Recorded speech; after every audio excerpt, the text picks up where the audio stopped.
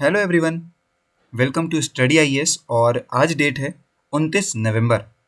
आज के दिन में इंडियन एक्सप्रेस के सभी इंपॉर्टेंट आर्टिकल्स आपके साथ डिस्कस करूंगा।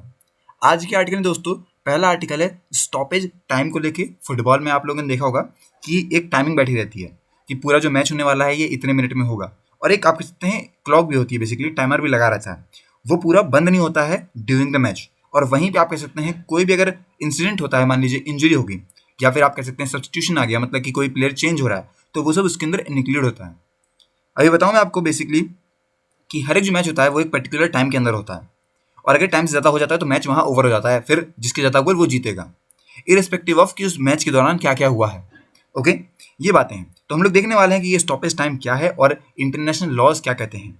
अगला आर्टिकल है दोस्तों हमारा रेड प्लेनेट डे को लेकर, जो कि 28 नवंबर को मनाया गया था।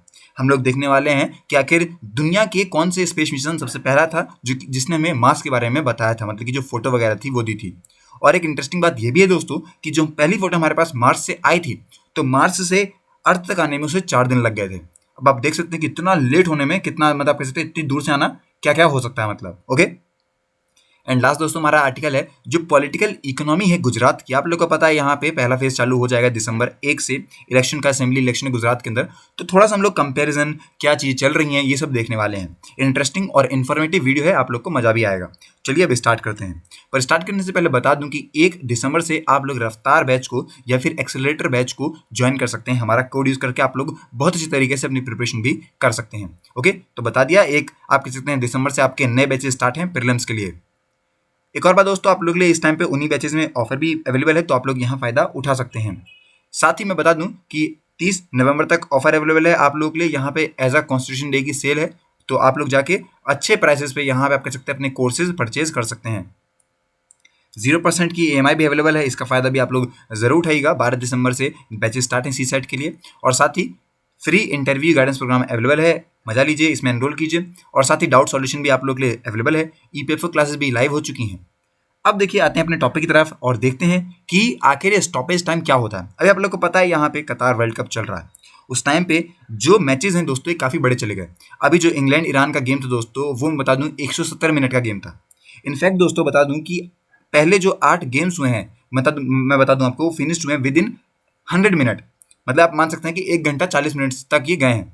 रेफरी जो है दोस्तों उसने यहाँ पे ऐड किया है एक, यहाँ पे जो बात बताई कि इतने बड़े बड़े मैच क्यों चल रहे हैं, क्योंकि यहाँ पे जो स्टॉपेज टाइम है वो काफ़ी लेंदी हो चुका है।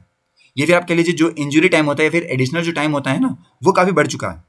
हर एक हाफ में दोस्तों यहाँ पे कोई ना कोई प्रॉब्लम आती है, उसकी वजह से टाइमिंग बढ़ती है। साथ ही दोस्तों जो गेम्स की गवर्निंग बॉडी है जो कि ये सब संभालती है, उसने ये इशू को एड्रेस करते हुए ये बोला है कि जो खेलने का टाइम है बेसिकली उसमें जो ब्रेक है दोस्तों उसकी वजह से प्रॉब्लम आती है।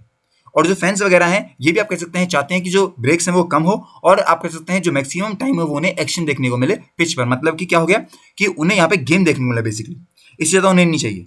इसीलिए आप कह सकते हैं ज़्यादा टाइम होता है ना तो इंटरेस्ट खत्म हो जाता है लोगों का। अब जरूरत क्या है बेसिकली स्टॉपेज टाइम की, जैसे कि आपके और भी गेम्स होते हैं, हर एक गेम में बेसिकली स्टॉपेज टाइम होता है, ऐसा नहीं होता।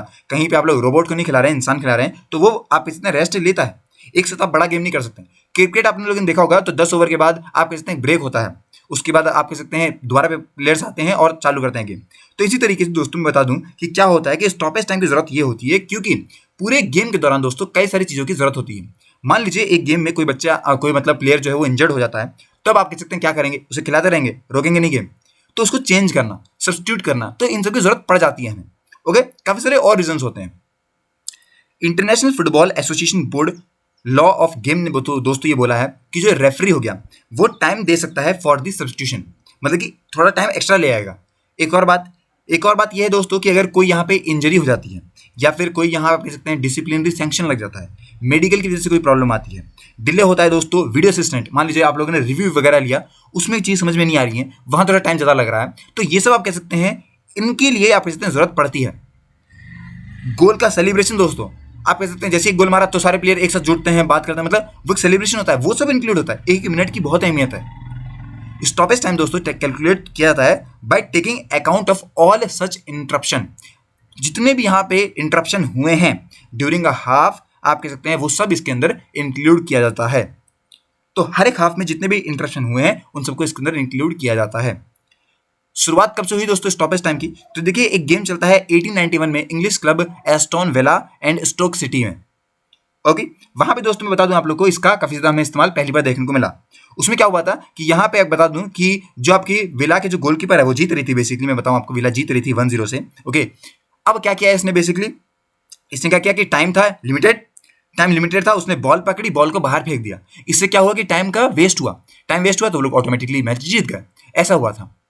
तो इस तरीके से इनके चीजों का इस्तेमाल करते हैं गलत तरीके से भी। लेकिन हाँ, ये स्टॉपेज टाइम इसलिए है क्योंकि लोगों की मदद की, मतलब मदद बेसिकली कि भाई अगर कोई आदमी बीमार है, किसी को चोट लगी, तो आप इतने कैसे बेरहम हो सकते हैं कि आप गेम खिलाए जा रहे हैं, तो आपको रोकना पड़ेगा game, and that's why the stoppage time is there. अगला दोस्तों हमारा आर्टिकल आता है रेड प्लैनेट से रिलेटेड। अब देखिए 28 नवंबर को रेड प्लैनेट डे लाया गया। क्यों लाया गया? क्योंकि यहाँ पे हम लोग इस दिन क्या करते हैं कि जो हमारा स्पेस मिशन था जो कि लॉन्च किया गया था मार्स के लिए, उसकी सिग्निफिकेंस की बात करते हैं। एक दिन डेडिकेट किया गया है कि भाई साहब 28 नवंबर 1964 को जब यूनाइटेड स्टेट्स ने बेसिकली पहली बार अपना लॉन्च किया था स्पेस प्रोब मैरिनर 4, जिसका काम था कि वो मार्स तक जाता, और हमें पहली बार यहाँ पे आप कह सकते हैं देखने को मिलता कि आखिर मार्स दिखता कैसा है। मरीनर ने दोस्तों फ्लाई किया, आप कह सकते हैं जुलाई आप कहते हैं 1965 में भी, और पहला एवर स्पेस क्राफ्ट बनता है जिसने क्लोजअप फोटोग्राफ्स लेते हैं दूसरे किसी प्लैनेट की। अर्थ की तो थी हमारे पास, पर दूसरे किसी प्लैनेट की पहली बार जो फोटोग्राफ दी थी वो हमें आप कह सकते हैं मरीनर ने ही दी थी। 8 महीने के बाद दोस्तों बता दूं आपको, इसने हमें पिक्चर वगैरह भेजी, बहुत ज़्यादा अच्छी पिक्चर आई हमें। पहली बार हमें देखने को मिला कि आखिर इन रियलिटी में दोस्तों मार्स की जो सरफेस है वो कैसी है, कैसे दोस्तों वहां बताते हैं कि फ्रॉस्ट है, वहां कैसे बोलते हैं कि हाँ लाइफ पॉसिबल है, तो ये सब देखने को मिला। और पहली फोटो दोस्तों जो अर्थ तक आई थी वो दोस्तों 4 दिनों के अंदर आई थी। ओरिजिनली दोस्तों आप कह सकते हैं ये एक्सपेक्टेड नहीं था कि आप कह सकते हैं जो मार्स का फ्लाई भी है ये कहीं ना कहीं एनकाउंटर कर पाएगा। इसके बाद दोस्तों जो मारिनार है इसने 3 साल तक पूरे सोलर ऑर्बिट में घूमता रहा और हमें इंफॉर्मेशन देता रहा। इस तरीके से काम चलता है इसका। फोटोग्राफ्स दोस्तों रिवील करते हैं क्रिएटेड सरफेस, जो वहाँ पे सरफेस थी उसकी, जिसको हम लोग ने देखा, समझा, और जो भी अंडरस्टैंडिंग थी उसे बनाने की कोशिश करी। आपको पता है कि ऐसे ही अगर हम कोई और प्लेनेट पे जाते हैं, मून पे जाते हैं, तो पहले हमने मून पे ऐसे नहीं किया कि सीधा भेज दिया चीज़ों को, पहले हम धीरे धीरे करके चीज़ों को भेजते हैं, एक एक स्टेप फॉलो करते हैं, और उसके बाद ही हम चीज़ों को अचीव कर पाते हैं। अदरवाइज दोस्तों प्रॉब्लम आ जाएगी, क्या पता वहाँ पे क्या चीज़ें हों, क्योंकि एक बार अगर आप अर्थ से सर्फेस से ऊपर उड़ गए हैं फिर आपका कोई कंट्रोल नहीं है। हाँ, मैकेनिकली आपके पास है, आप लेके जा सकते हैं, नहीं जा सकते, पर कौन सी चीज आपको दिक्कत दे देगी आपको नहीं पता है। अनटिल वो जो आपका मिशन है ये सक्सेसफुल होता है तब आप मान लेंगे हाँ ठीक हुआ। अगर कुछ भी हो सकता है तो इसकी पॉसिबिलिटी नहीं है कि आप लोगों ने जो चीज प्लान करी है वो वैसा ही जाएगा। ओके, तो ये चीजें हमें देखने को मिलती है। लोगों का बहुत इंटरेस्ट था दोस्तों इसमें कि प्लेनेट कैसा दिखता है, क्या चीज़ें हैं वहाँ, सारे काम मतलब बहुत इंटरेस्टेड थे। और हमारी कंट्रीज जैसे कि इंडिया, चाइना, यूएई होगी, ये सब ऐसी कंट्रीज हैं जिनका अगला मिशन ये है कि हम लोग मार्स के बारे में ज़्यादातर इंफॉर्मेशन अचीव कर पाए। ओके, समझ में आ गया? अब दोस्तों आता है पॉलिटिकल इकोनॉमी गुजरात को लेके। गुजरात में जैसे कि बताया मैंने आपको 1 दिसंबर से असेंबली इलेक्शन का पहला फेज चालू हो जाएगा। आपको पता है दोस्तों कि गुजरात जो है वो घर है भारत के लीडर्स का, महात्मा गांधी हो गए, सरदार वल्लभ भाई पटेल साहब हो गए, इन सब का। और गुजरात की कहीं ना कहीं यहाँ पे पॉलिटिकल हिस्ट्री भी रही है इंडिया से। अभी हमारे भारतीय जनता पार्टी के यहाँ पे पीएम मोदी जी हैं, तो वो भी कहाँ से, गुजरात से। गुजरात में दोस्तों दो बार ये यहाँ पे सीएम भी रहे। अभी क्या है दोस्तों, मैं बताना चाहूंगा आपको, जो भारतीय जनता पार्टी है ये असेंबली इलेक्शन जीत रही है 1995 से। मैं बता दूं उसके पहले भी यहाँ पे आपको बताना चाहूंगा मैं कि 1996 से पहले 1998 हो गया, इन सब में बीजेपी पावर में थी स्टेट के अंदर। 5 साल का और टर्म आता है जहां पे बीजेपी एक्सटेंड करती है अपना अनब्रेकेबल रन 29 ईयर्स का। ओके, मैं बता दूं कि अब तक लॉन्गेस्ट ऐसी पार्टी जो थी जो कि पावर में रही थी वो 34 साल तक रही थी, 1977 से लेकर 2011 तक, और वो थी कम्युनिस्ट पार्टी ऑफ इंडिया जो कि वेस्ट बंगाल में गवर्न थी। प्राइम मिनिस्टर मोदी जी जो है दोस्तों काफी बड़ा फैक्टर है, क्योंकि गुजरात की इंपॉर्टेंस दोस्तों मोदी जी से और बढ़ गई। मोदी जी ने सर्व करा था यहाँ पे, बता दूं कि 12 साल के लिए as a state chief minister, और उन 3 असेंबली पोल्स जीते थे। ओके, देखिए दोस्तों यहाँ बता दूं कि जो कैंपेन है, जो फेज 1 चालू होने वाला है, वो ट्यूसडे को खत्म भी हो जाएगा। ओके, एक और बात दोस्तों बताना चाहूंगा कि इसमें कुछ की इंडिकेटर्स देखने को मिलते हैं गुजरात की इकोनॉमी पे, जैसे कि unemployment, per capita income, inflation. ये सब मैं आपको इस जो टेबल है इसके थ्रू समझाऊंगा। आर्टिकल के अंदर दोस्तों इसी टेबल को इंटरप्ट करते हुए बताया था, पर कोई नहीं, मैंने इतना बड़ी भाषा को ना लेते हुए आपको मैं अब इस टेबल के थ्रू जो अंडरस्टैंडिंग हुई है उससे आपको समझाने की कोशिश करूंगा। आपको इससे काफी कुछ समझ में भी आएगा। लेकिन उससे पहले समझते हैं कि ओवरऑल साइज क्या है इकोनॉमी का इस टाइम पे। तो गुजरात जो है दोस्तों one of the biggest economies है हमारी कंट्री के अंदर। आप लोग को देखने को जरूर मिल रहा होगा, आप कह सकते हैं जो टॉप 6 यहाँ पे आप कह सकते हैं हमारे अंदर जो मतलब हमारी कंट्री के अंदर जो स्टेट है वहां पे गुजरात तीसरे नंबर पे आती है। हाईएस्ट दोस्तों हमारे जो नेट स्टेट डोमेस्टिक प्रोडक्ट है उसके में हमारे भारत के अंदर आप कह सकते हैं जो गुजरात है ये तीसरे नंबर पर आती है, 14.6 है इसका। ओके, एक और बात दोस्तों, जो डेटा हमें दिखाता है वो ये दिखाता है कि 4th नंबर पे हमें भारत की लार्जेस्ट इकोनॉमी देखने को मिलती है विद दी 14.6 लाख करोड़ का ये वैल्यूएशन इसकी है। ओके, इकोनॉमिक आउटपुट दोस्तों अभी करंट प्राइस के बेसिस पे हमें देखने को मिलता है ये। ओके, वर्थ मैं बताता हूं आपको बेसिकली क्या चीज है।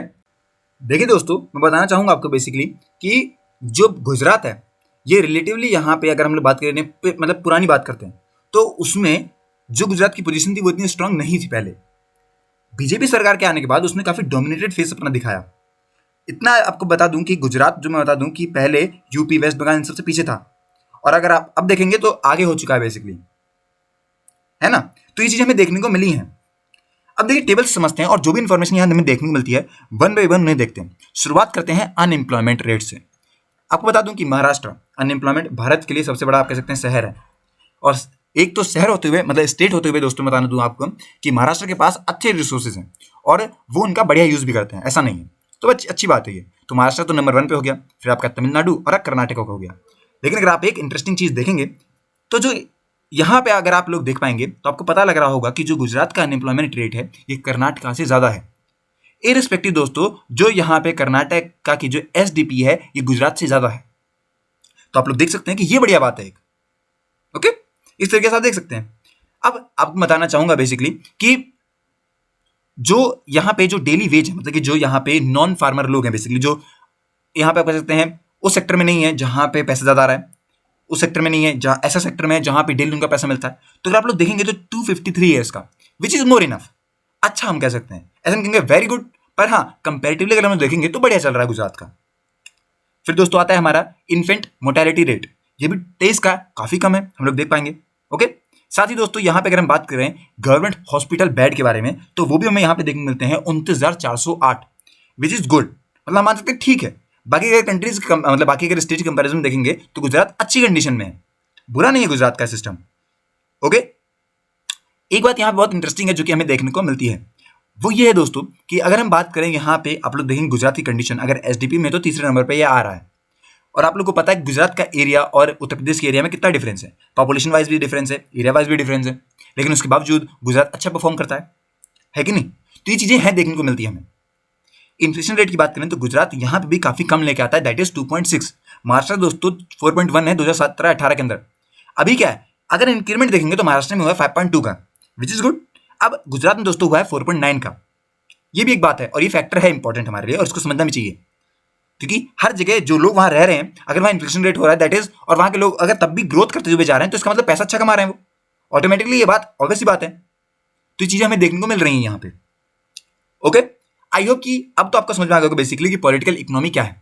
इस आर्टिकल के अंदर इतना ही था, बाकी सब इसके अंदर यहाँ पे बड़ी लाइन्स लिखी थी, दैट इज नॉट इंटरेस्टेड और इतना मजा भी नहीं आता आपको। मैं बता देता कि लिख लिख के कि हाँ ये वो है, आपको मजा भी नहीं आता। पर जो इंपॉर्टेंट बात थी वो अब आपको समझ में आ चुकी है और इतना ही आपको याद भी रखना है। ओके, तो आज की वीडियो को इतना ही, मिलते हैं नेक्स्ट वीडियो में, तब तक के लिए have a nice day and take care.